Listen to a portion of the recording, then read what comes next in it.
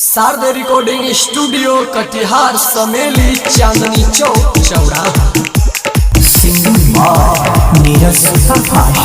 जखन जेबे मर छोरी देह में फरबो मर कहरी, देह में फरबो मर कहरी। तोरे याद में रहरी हो हर घरी, देह में फरबो मर कहरी। तोरे याद में रहियो हर घरी, देह में फरबो मर करी, देह में फरबो मर करी। जखन जेबे हमारा छोरी देह में फरबो मर करी, जखन जेबे हमारा छोरी देह में फरबो मर करी। तोरे याद में रहियो हर घरी, देह में फरबो मर कहरी, देह में फरबो मर कहरी।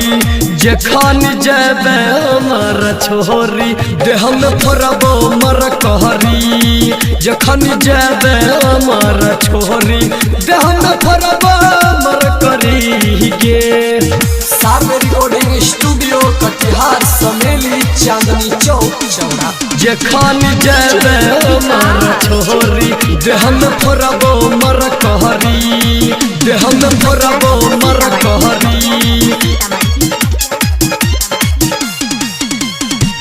दोसर लड़का के साथे रहे छे बिल में, हमर प्यार के जानू गेलही नील के। दोसर लड़का के साथे रहे छे बिल में, हमर प्यार के गे जानू गेलही नील के। जहिया तोहर मंगिया भरई बहर घरी, देह में फरबो मर कहरी, देह में फरबो मर करी। जखन जेबे हमारा छोरी देह में फरबो मर कहरी, जखन जेबे हमारा छोरी देह में फरबो मर करी ना।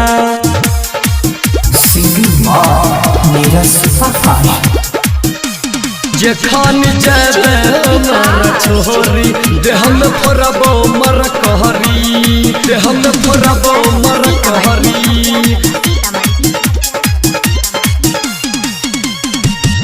जखनी बरात लेका भतरा तोहर अइतो, दोनों भोलिया डीजे के बढ़इतो, डीजे के बढ़इतो।